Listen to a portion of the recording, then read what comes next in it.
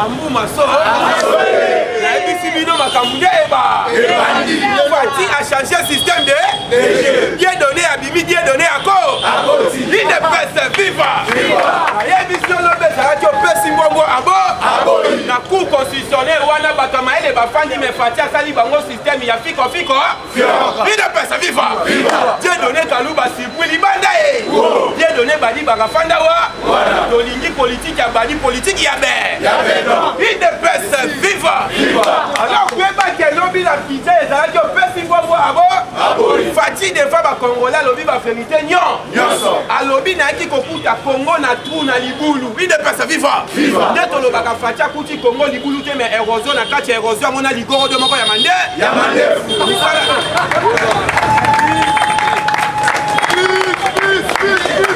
Il ne peut pas vivre.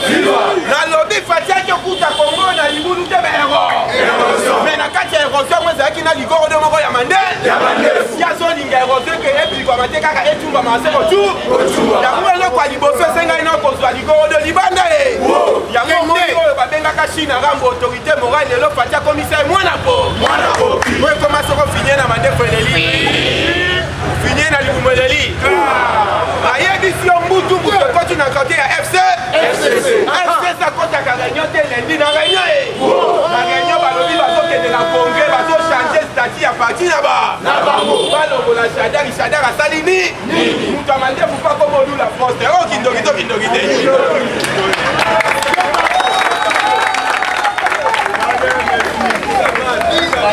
ne peut pas vivre. Tu es bisa qui va mon bazar faire une moine encore. Fatita ou papa coupe à Tiki de Rognon. Livre à 800 pages dans presque aussi à l'élo. Oh, jusqu'à là, Patia utilisé car papa j'ai mis ça. Première page, comment les dictateurs ça dit ça c'est bien. Habite salamité. Deuxième page, comment je n'ai pas la majorité, comment je peux obtenir la majorité en créant union ça. Habite salamité. Troisième page, il va être le bombe libango. Par retour à Mou. La édition Matata Pogno. Lobby incompétent, Matata Pogno avec Mabo. Mais décision à lobby, et ça les tout premières fois Matata Pogno là dans la tout na pantalon, ça on le roule bassou. Akati ya présence na yo na Wesika. Yango na kosenga yo combattant. Biso ndeko ya to kolobanga actualité politique. Soki maramba kofinga mambo mutafingi biso tika mutuna ezaleli na ye ya kofinga. Biso culture balakisa biso ko respecta kao to bengi bakulutu bayaya banoko. Ozali wana pona kosala échange oyo to bengi ya mafina te. Yango na kosenga yo combattant à partir ya lobby tokozala wa parce que RDG KI 6 heures à partir ya lobby 6 heures juste to démarrer présence na yo to ali nango na bosenga awa à partir ya lobby tikete kolon nzambe apambola bino. Merci. Le président de la République a télémelaki et loko oyo bazui babengi veut que bosangani boyokani bobombi eloko moko ou soit na sima mukongo bobanda kochuba ka justice mbe idepesi biva bolandaki die donné Kalouba alobaki boye eza na compétence na yete ya kosamisa un ancien premier ministre idepesi biva sima mikolo bolandaki procureur général ya cour de cassation alobi boye epesameli ete asambisa Matata Pogno mais plutôt epesameli na cour constitution idepesi biva zokande affaire ezalaki boye baavocat ya Matata Pogno zokande basalaka na cabinet propre ya Dieu donné Kalouba idepesi biva yango le président de la République azalaki informé et pas y a procureur près de la cour constitutionnelle à ABC Eboé. Président Félix Tshisekedi, affaire ya Matata Pogno, il y a eu corruption. Il est pèse vivant. Corruption les cani, il a donné Kalouba à Yembo. Le président de la République n'a sagesse à Zalakanayango. Alors il a kokenemba mbangute. Il faut tout ça la enquête. Maïele. Par après ou basali enquête. Bah il faut découvrir que Matata Pogno après ça qui a donné Kalouba 3 millions de dollars. Il est pèse vivant. A Sombi Villa, à niveau il y a Bruxelles, ceux qui na Belgique. UDPS viva. Yango le président de la République a dit Dieu donné Kalouba Liba. Bona mukontombo le fachi beto batombo la loboko bokanga ba. UDPS viva. Boye bayango le président de la République il est toujours combattu. Après sa banane confiance. Aké pas bande connaît bakasayen bazo trahir yé. UDPS viva. Après ça Kabundi confiance à trahir yé. Azui a même confiance dans Bakassé Moussous Neti, François Beya, à trahir yé. Il est pas vivant. Vous voyez, il y a un Fati, mais ça n'a pas Yamaka. Il a donné Kalouba à Kouei. Et puis, juge Prince Funga, il y a à Kouei. Bassouk s'est informé, bientôt nomination, il y a président Yassika, il y a cour constitutionnelle. Na Combo, il y a Dieu donné. Kamouleta Badibanga, il est pas vivant. Il y a des gens qui ont pressenti pour remplacer des données Kalouba, Kende Opem. On a fait un peu de temps pour la Boko Bogangaba.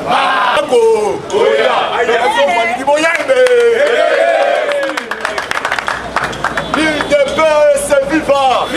Ah, on a aucun détail mingi parce que ma solo si est salami de déjà. Parce que ça n'a pas tout moussou. Ayinisi bino na bakonzi na likolo pour que ye amisala célèbre bino ba inabi donc batu musu baza wana pa fina batu mususu bango moko ba baboyi batu mususu ba évoluer mais nzamba za la juste yango moni mokolo oyo nzambe ayebaki yango mala mbetela maboko bino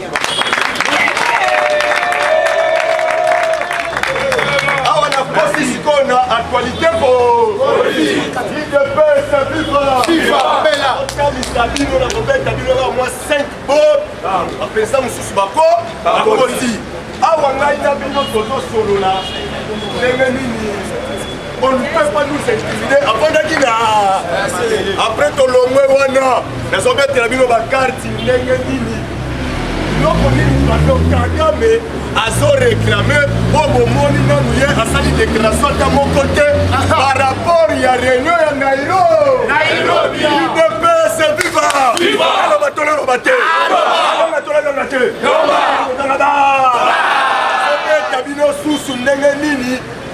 Kabila alingi à se réconcilier na Moïse Katou.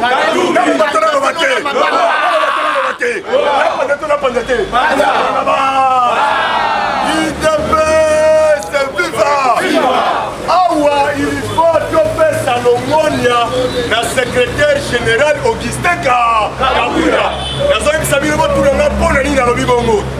parce que dans l'aide à Augustin Kabuya Nebomoni PPRD la Mouka même ensemble basukindo oyebi déjà bino moko na ba gouverner omoni ke to battre ba bango basuka ba no bakolela muno kwa mungu UDPS viva to bete na nous CG maboko makaso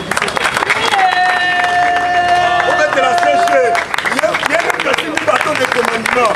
yem kasimi bateau de commandement so boye ah aux élus qui 2027 sur 30 la ministre yem tasimbi surtout alors CG a osala musala na ye bien batunde bazala ki pembeni ya CG ne muto bale ko freiner maso na combattre bozala calme biso no to kosa misala na côté ce qu'on a actualité politique pour ezali dominer les mbela UDPS viva awa après avoir na réunion il y a 4 présidents na Kenya UDPS viva kuna bakangaki boye troupe bato nyonso tu oyo bayebi ke bazali basemele de trouble na kati ya RDC donc na este esengeli bamema batroupe na bango bomoni bato nyonso tu kelke baprésident basali badéclaration mais Kagame aboyi kosala déclaration botulanga mpona nini UDPS viva Kagame azosenga bapesa ye 12 000 hectares na este azosenga bapesa ye 12 000 hectares na este kozwa na Congo Brazza parce que azwi na Congo Brazza sko aye mpe awa mpona nini alingi akokisa mission na ye po alobaki ke azotonga bandaku pour les réfugiés. On a 30 millions de dollars américains. Pas tomber dans le est, on a monté. Parce qu'on a aligné à sa mission. Donc nous avons 12 000 hectares. Mais Fatih Beton, tu peux dire que Fatih Beton. Fatih Beton a répondre Kagame. Peut-être que Kagame na RDC oza eloko. Yango boyoki réponse na ye na Côte d'Ivoire. Alors bien, RDC eza na nyo. Donc soki olingi okende liboso esengeli wakofukama na kati ya RDC. Le PS viva. Alors boye, soki ke pays oyo akotosa na ye te. Oyo ezali ko cadre Addis Abeba o bakanga oyo kotosa yango te akolanda banoko akotala Congo na donc ndenge eza wana Kagame soki atie teti akotala Congo na fenêtre parce que bino nyonso bolandaka déjà information bomoni déjà na Kigali ndenge basociété ekomi kokanga donc faillite ekoti na mikolo tozokoya bino bokomona ke ba vraiment ba koloma belé à Rwanda basa banani boyeba merci beaucoup baout donc bango siko baso luka bazonga na mabele na bango or ba les américains ba ko comprendre réunion moko secret ekotaki na États-Unis d'Amérique basia américain babi boye lokola ke Kagame azali semer des troubles. Pays un peu moutazo peut sa force dans la dictateur ébélé. On va mettre la question de la coalition. Nasa sous. Donc il va pas benga la dictateur tout. Si quand les Américains, ils ne peuvent se vivre. Ça va vivre bien. Ils ne peuvent se vivre. Les Américains, balingi si koyo pas utiliser Mwana Abiyarimani, fils Abiyarimani. Parce que Kagame a préparé déjà Mwana Naye. En cas où les Américains va soutenir fils Abiyarimani. Balamoko Kagame B. Abimisi Mwana na. Il ne peut se vivre.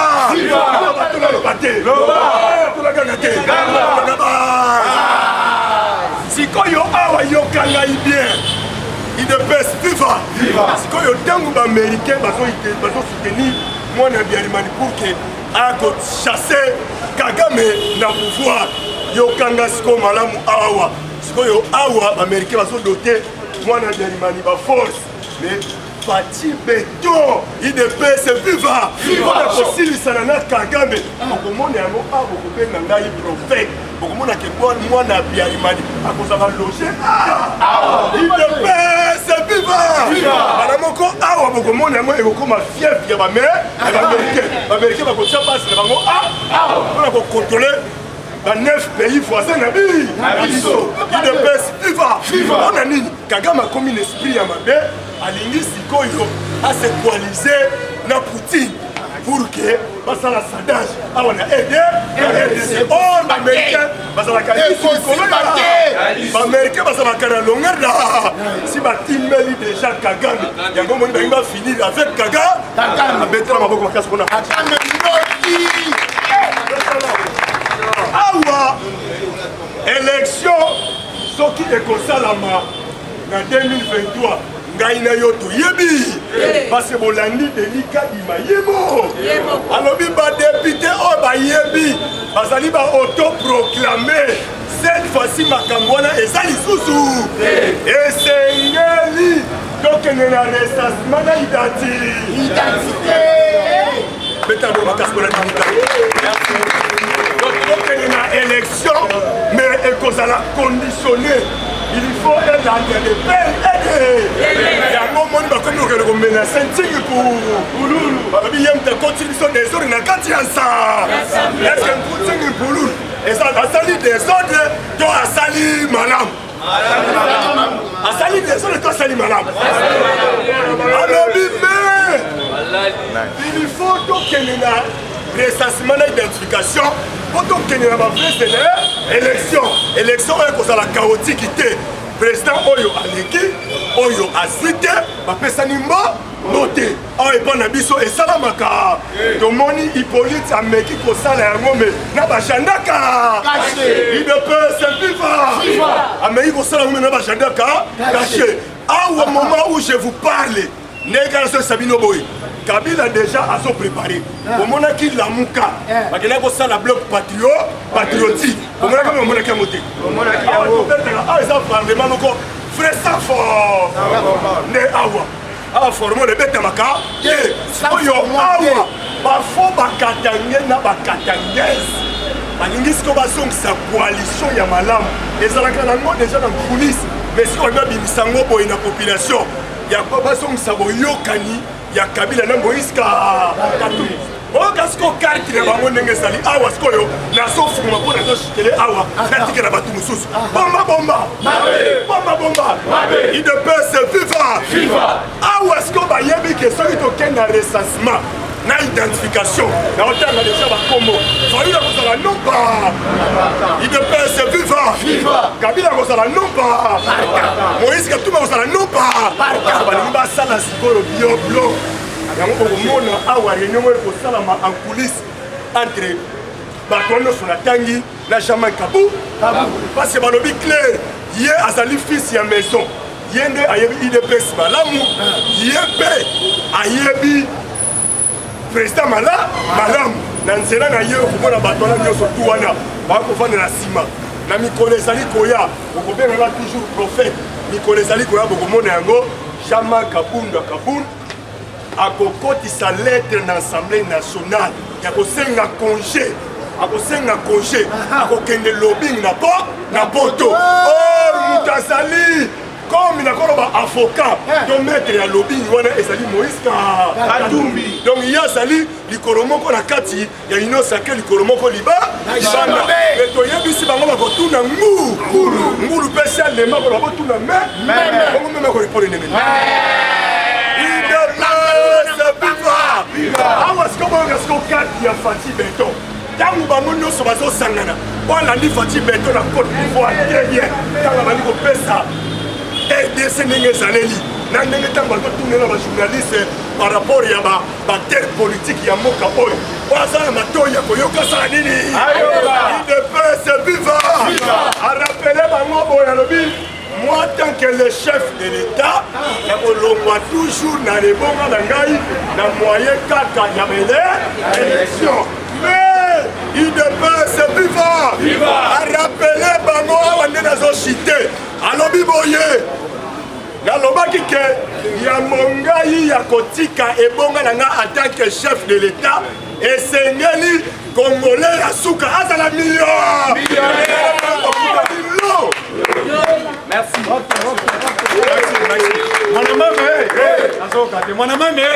Mwanamama Mamou Maso Masobele Robin Naramou Kwantombola Kitami Kidiabamu Awa nazobengisa président Balonga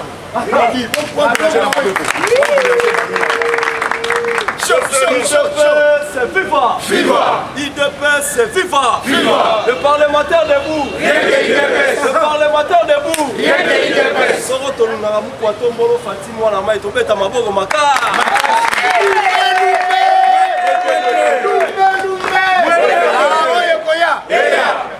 Combattants et combattantes, Toé Awa pour la Bino. D'abord, Boébi, idéologie, il y a Parlement debout. Parlement debout, Ezali. Lié au tour au la politique. La minute au information de ezali problème au boyoka ya loi électorale. Dans le bâton, dans le bâton. Awa la minute au toloba. Papa Etienne Wamuluba, alobaka bien. C'était au mamati ya mwana mosani ne. Okokikela. Makambo etali loi électorale ya mboka na biso Joseph Kabila atayaka ngo na sous forme ya veste na mais lelo oyo Fati Beton azwi pouvoir pour la kolongola infiltration na kati ya mboka na biso senga to toucher constitution boeto boete IDPS viva combattant son sa viva elonga eza viva chassete IDPS viva IDPS viva songi sa viva pour matière bima au moment où tozoloba awawa la carte de l'Assemblée nationale, balobi bango baza déterminé, il faut toquer la révision de la loi électorale.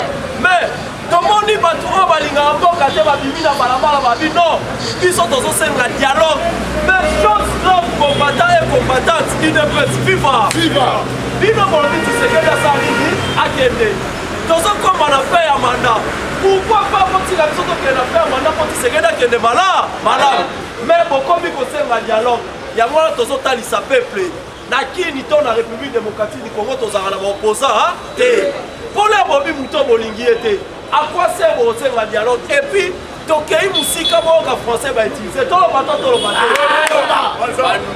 baprofesseur bomonaka na FCC baza na baterme mo bautilisaka oyo ekomplikaka peuple congolais ezokomplike na bamama balobi tozosenga dialogue ezala consensus il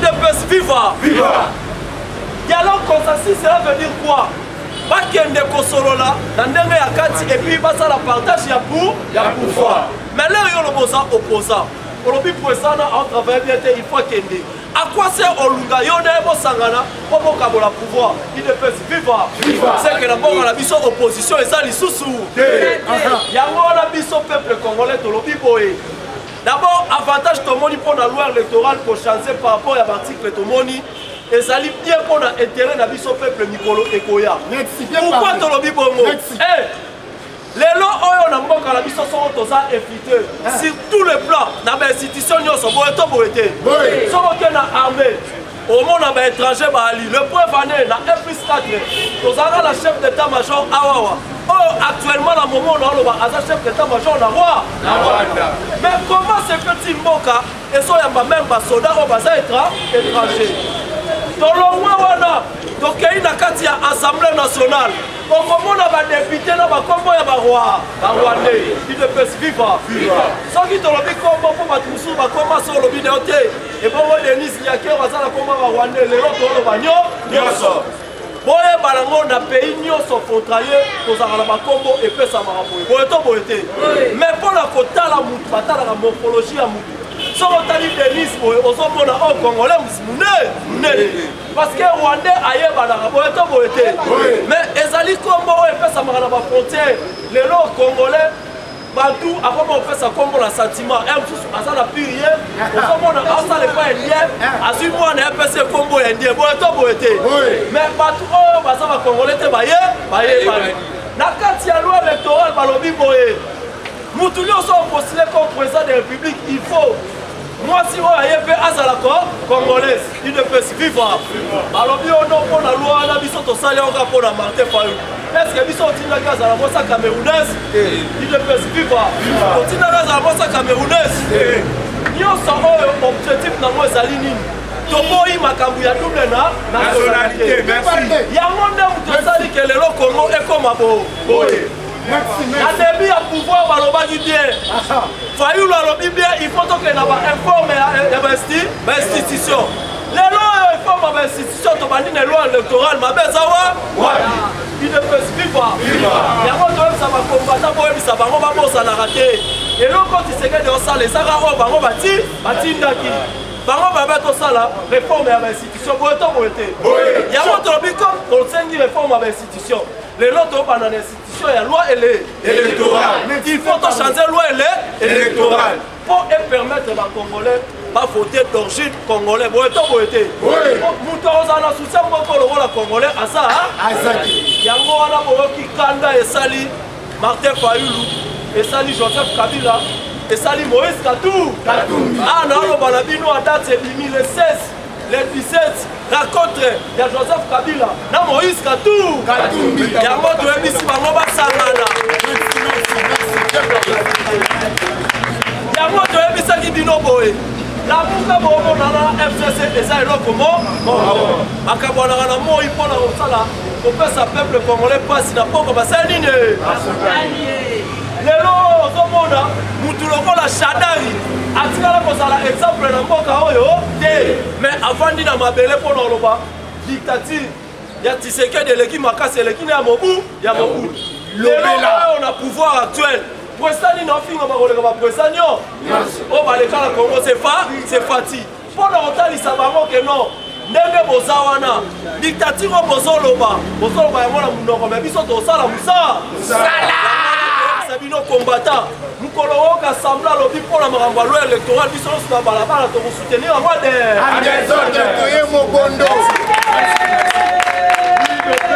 c'est FIFA. Ah, na sepeli na baorateur nyonso olongola kofinga parce que toali na babokilo wa toali na bamama wa il fallait dans le respect na bakikolo boye te awa nazobengisa Abdoul président Abdoul azokota bon pour les parlementaires debout. Les parlementaires debout. Bonjour à tous. Bonjour. IDPS viva. Ya liboso na osenga bino merci nzambe apambola bino pona confiance au bozo pesa biso du jour au jour. IDPS viva. Biso toza bato yo tolandaka droiti.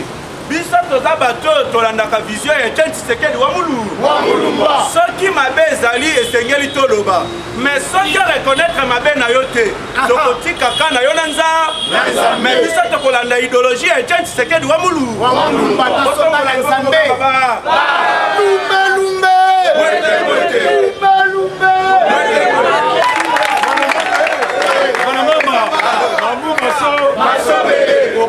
Lelo chef de l'état kozala na zanga bisiko ozali yebe tokotambusa chef de l'état bisika gentil ngobila atia potopoto boye te combattant lelo mokonzi ya mboka kozala na zanga po ete atia libanga parce que po ete babanda zanga mais yebe ete totambusa ye bisika ya potopoto awa nazokotisa bino mbanza kilembo oyeba na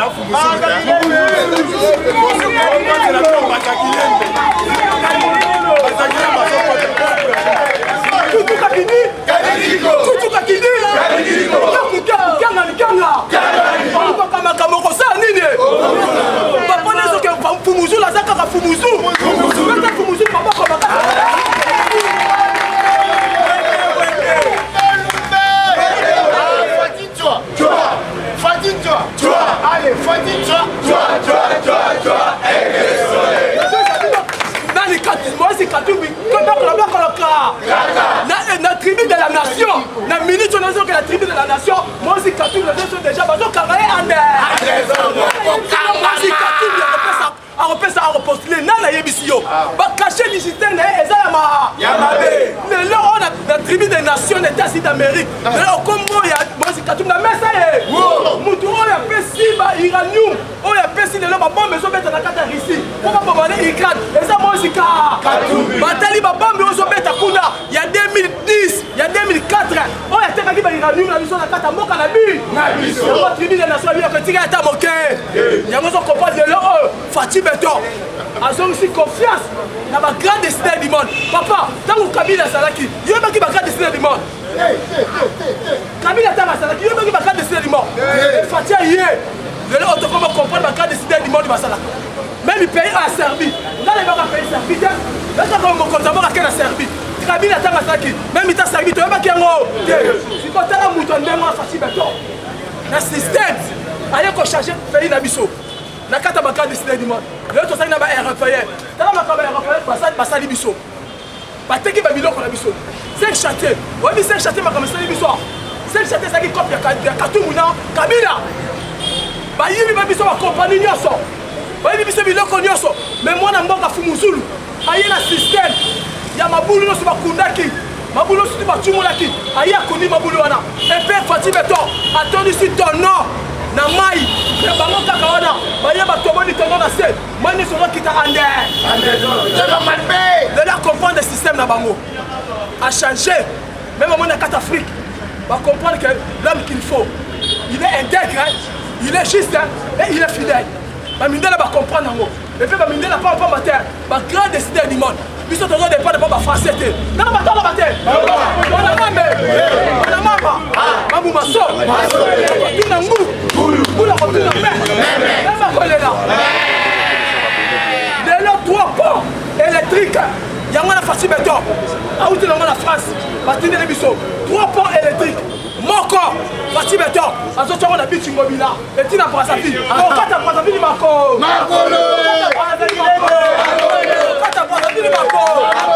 deuxième pont azo tshongo na mwanda tina ngola akokende mwanda makolo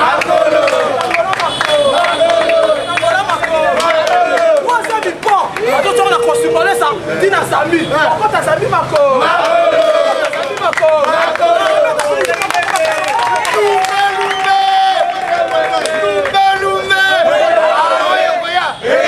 sikoyo moto ndenge wana bapo électrique kabila station bapo mabaya bakutomata likolo eza te mais mwana mboka na basystème ya likolo bapo électrique otie chako sino na mokongo okasoma biloko na parafine makono mais toujours yango te si mokonzi ya mboka ndenge tozokende na bato fo remaniement eza remaniement biloko na biso ya mabien oyo ezoya bato baza bandoki minene tosala bango coalition takatino baza bandeko biso tolingi bango okende baza bandoki fasa kokomprendre système ya bato oyo foka na quartier bango yokasi biloko eza na députation eza remaniement yokasi même na gouvernement oyo bagouverneur eza remaniement soki no boyebi te eza tout un remaniement parce beto yo momoto tosala biloko oyo yango sokopo tobloke bango 2023 bakita bamata tokosala élection na tokima élection te tochange basystème nyonso na bato wana po tokanga bango yango likambo etali social eza abilo oto eza bino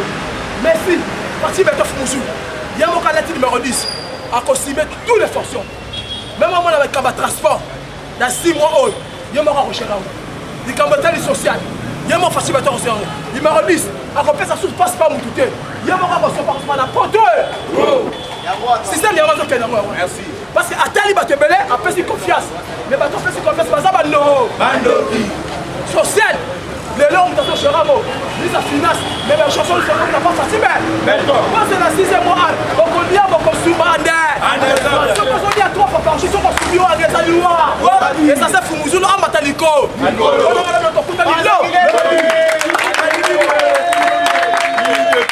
C'est viva. Fille de paix, c'est viva. Combattant et combattante, bonjour. Bonjour. Combattant Vana Banda. Et Salingaï, Tobenge Sengo Makasi. Il y a comment la présence Nabino Nawe Sika. Aye biete. Aye Pagamoninga Natango ya passe. Et Sengeli, présence Nayo, les contribuer.